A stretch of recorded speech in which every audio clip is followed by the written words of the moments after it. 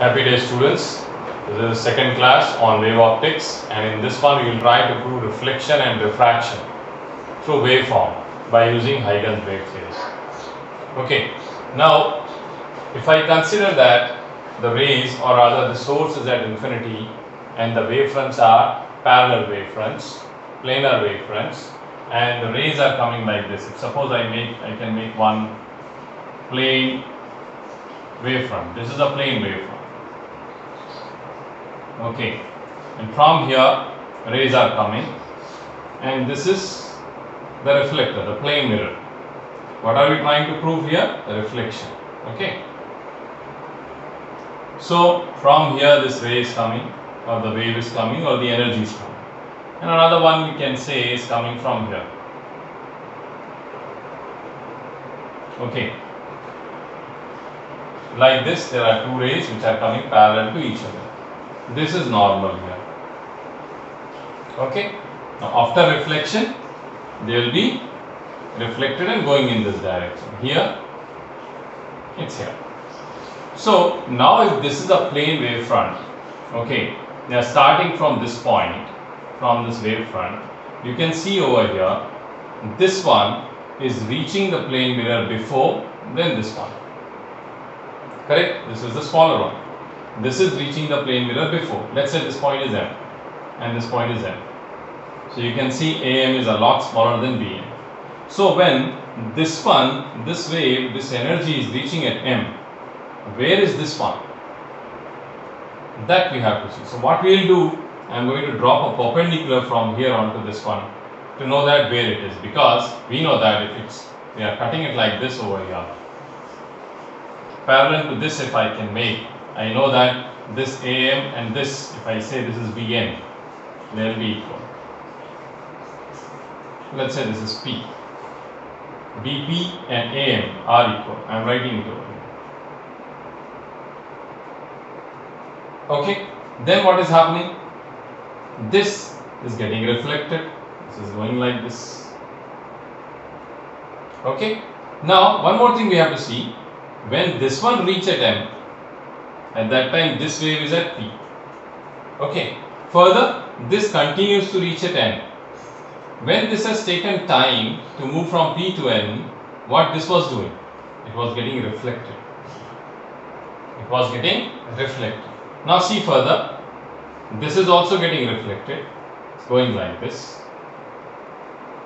Okay, but when this is reaching here, where is this? So to know that, again I am dropping a perpendicular from this one onto this. So when this reaches N, this one after reflection has gone onto Q. Are you able to understand? When this wave reaches M, this one is at P. Okay, when this one now has moved from P to N, in the same time this has moved from M to Q. So to know the positions of the other wave, we are dropping a perpendicular from here and we are dropping a perpendicular from here. Okay, now what we are going to do? We are going to say this is angle of incidence. Okay, this is angle of incidence, and I am saying this is angle of reflection. This is also angle of reflection, but I am showing you here. Okay, let's see further what we can do. Alright, in this one there are two triangles that we are going to talk about. Let's say triangle is MPN and MQN. Okay, see triangles MPN and triangle MQN. Okay, these two triangles. Further, let's talk about this angle also. Now this angle is I. Okay, and we know that this line here, this MQ, is actually perpendicular to this one also and this one also. So it means this angle should be 90 minus I. Why? Because this line is perpendicular to this, that means total angle is 90. So if this is I, this will be 90 minus I. Correct? Now this is vertical. Normal that we have made is vertical and mirror is horizontal. So between this vertical, that dotted line, and this dashed line, this mirror line, angle is 90. This angle is also 90. So what this angle is then? This angle is I. Okay. Similar way over here. Now this line and this line are 90 degrees. They are perpendicular to each other. So if this is R, then this will be 90 minus R. And if this is 90 minus R here, and this being vertical and this being horizontal, so then this angle will be R. Okay? So see further, let's come to these triangles. We are trying to prove these triangles are congruent triangles, similar triangles. Okay, so in these two triangles there is one common side which is MN. Okay, MN is a common side.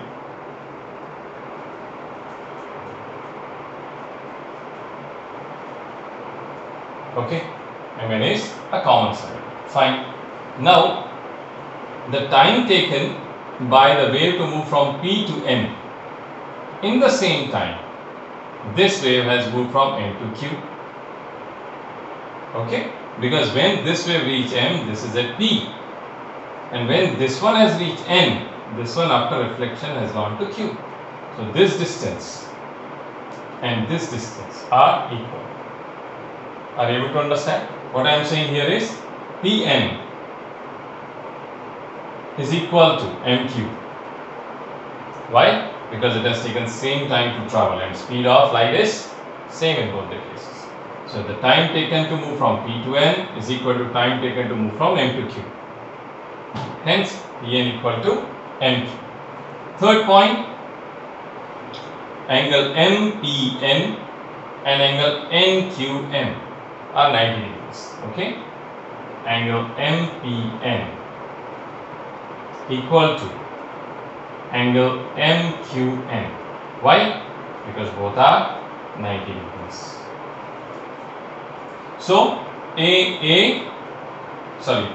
SSA or SAS terminology we can use to find out these two are similar triangles. And if they are similar triangles, then we can say that this angle I is equal to this angle R. Okay, angle I is equal to angle R in the two triangles. Okay, what are two triangles? MPN and MQN. Are you able to understand? I is equal to R. So this is the proof of reflection. Okay, now same way we can prove the refraction also through waves. Very similar way. See how can we do that?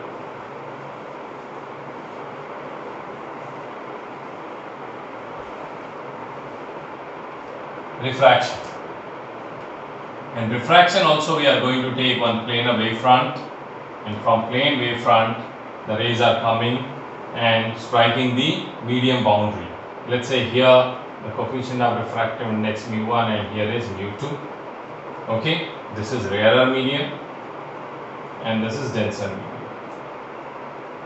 Okay, so rays are coming like this. Two parallel rays. Here is normal, here is normal. Okay, and this is angle of incidence. Then what will happen if this is a denser medium? It will go towards the normal like this. This will be angle R. Same thing here.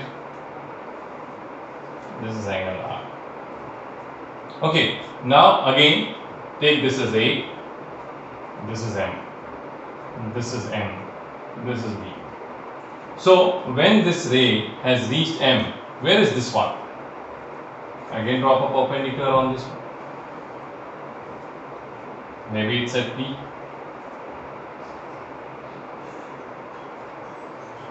Okay, maybe it's at P. When this is going to reach N, by this time where will this be? It must have refracted. So drop a perpendicular from here on to this one also.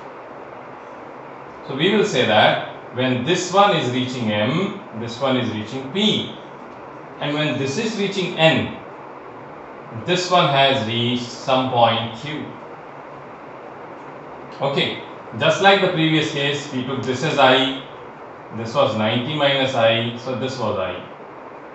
Same way, this is R, this is 90 minus R, so this will be R. Okay, so no problem. Now, if you remember Snell's law says mu1 sin I equal to mu2 sin R. We have to prove this. So what are we going to do in this case to prove it? First of all, I am going to find sin I value. Sin I. Now check this triangle MPN. This is I. So sin I value will be equal to Pn by Mn. Pn by Mn. Why Mn? Because this is 90 degrees, so this is hypotenuse. So sin I equal to Pn by Mn. Same way, sin R value will find. Now what is sin R? Sin R is equal to MQ by Mn. MQ by Mn. Okay. So then, let's do sin I by sin R and see what's coming. So here sin I by sin R, sin I by sin R. That means this by this. When you do this by this Mn gets cancelled. So what we are getting? Pn by MQ. Okay, now Pn is the distance traveled by light in this medium. So in any medium, what is the speed of light?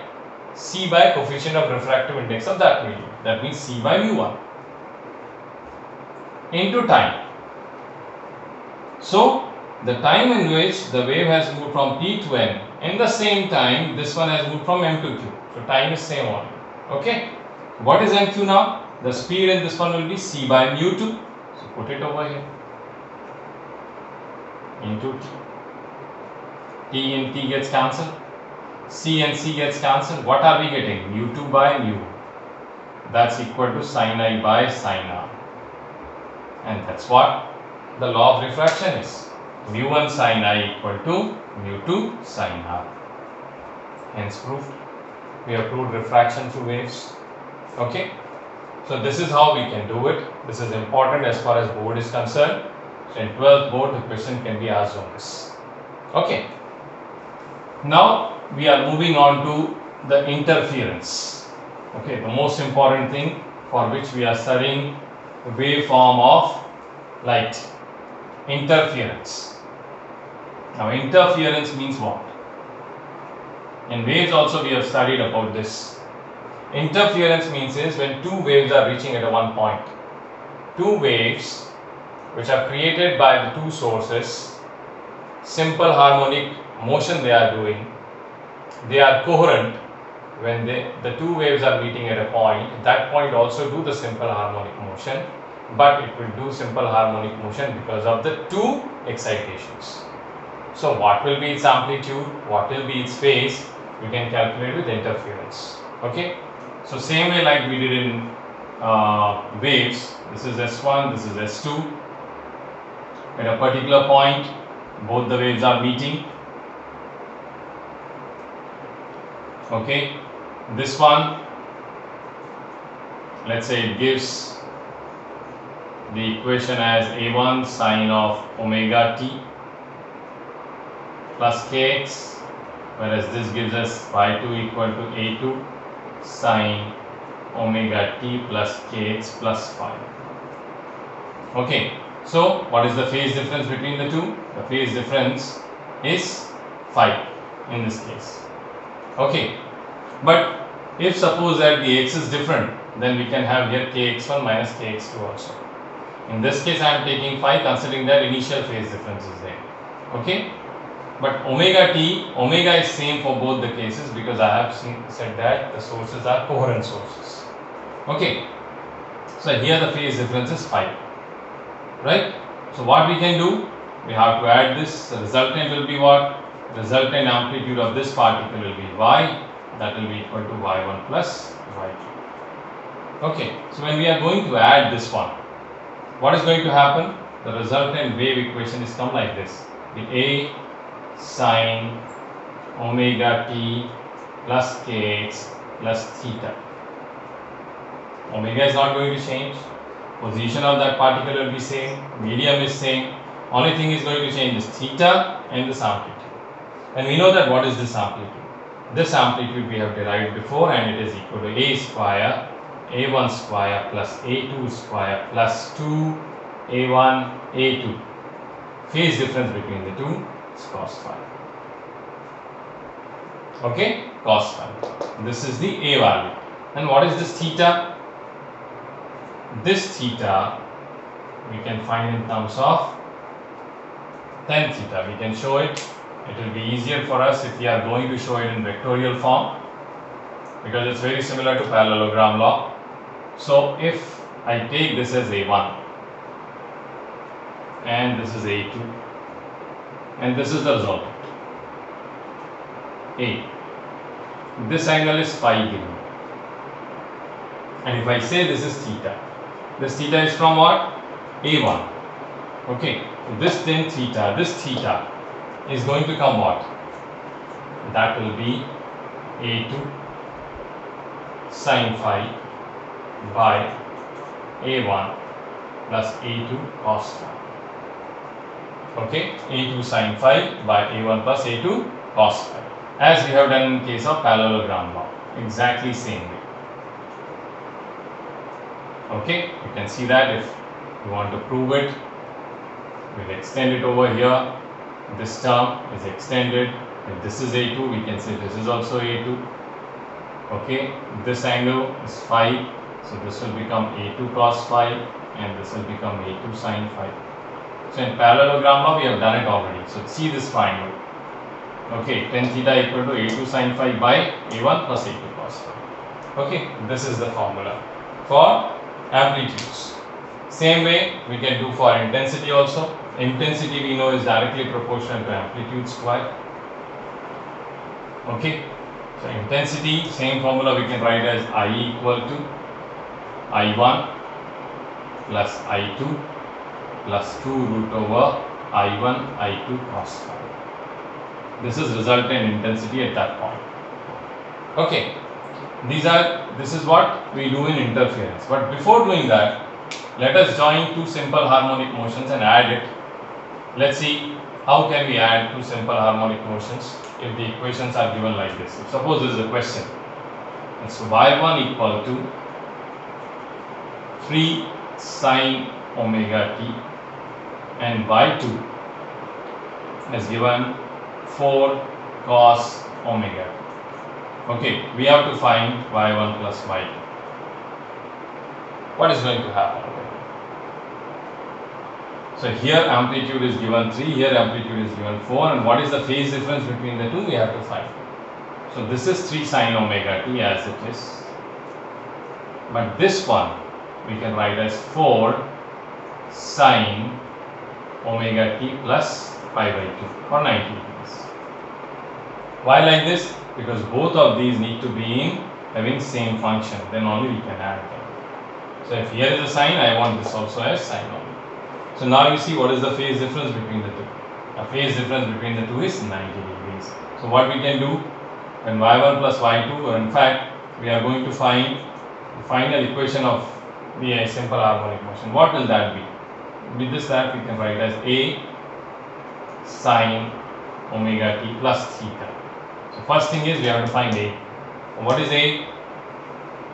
a1 square plus a2 square plus 2 a1 a2 cos phi. What is cos phi? Cos 90. Now cos 90 is 0, that means this factor is gone. This is 9 plus 16, it's 25. So a will be 5. Now second thing is I want to find this theta. Now how to find tan theta? Now tan theta is always found from a1. Now what is a1 and what is a2 in this case? Anything can be a1. It's not necessary that because y1 I have written that only will be a1. Remember that a1 will be the one which has least phase, least initial phase. Here initial phase is 0. So I will take this as a1 and I will take this as a2 because its initial phase is 90. So whoever is having less initial phase, we are going to consider that as A1. Okay.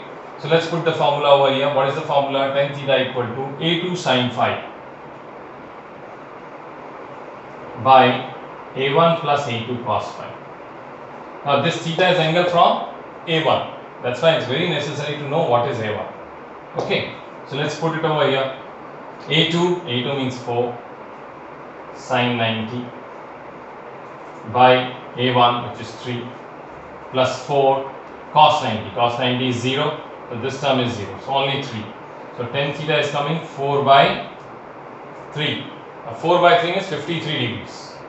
Okay, this 53 degrees. So what we will write? Final equation: 5 sin omega t plus 53 degrees. Now this 53 degrees is from A1.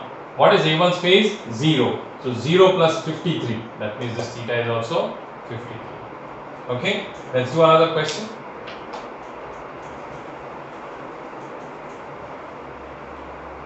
Suppose this time this y1 is given as 3 sin omega t plus 120 degrees, and y2 is given to you as 4 sin omega t plus 10. Okay, now first thing in this one is what is A1, what is A2. This is A1, this is A2.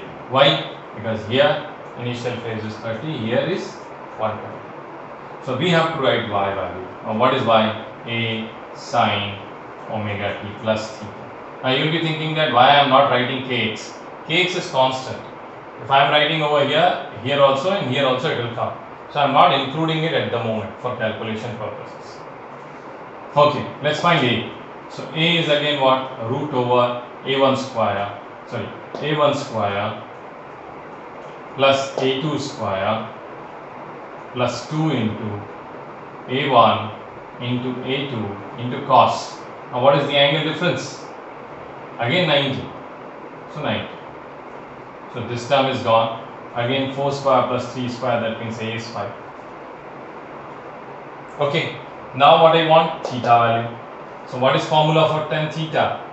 Tan theta is A2 sin phi by A1 plus A2 cos phi. But what is A2 in this case? This is A2 and this is A1.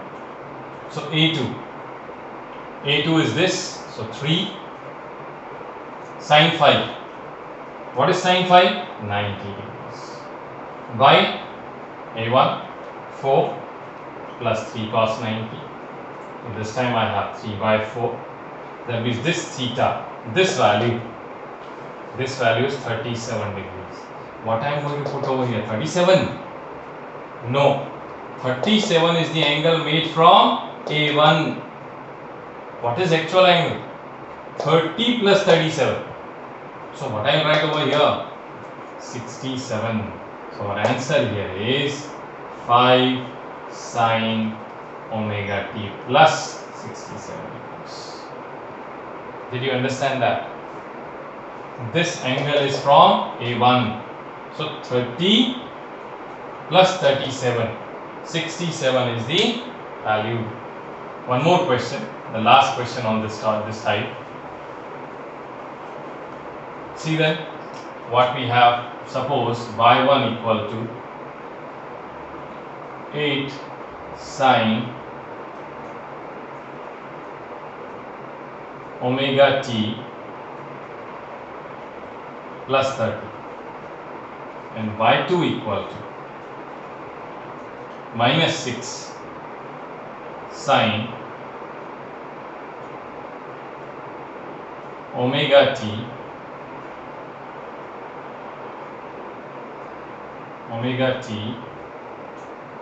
plus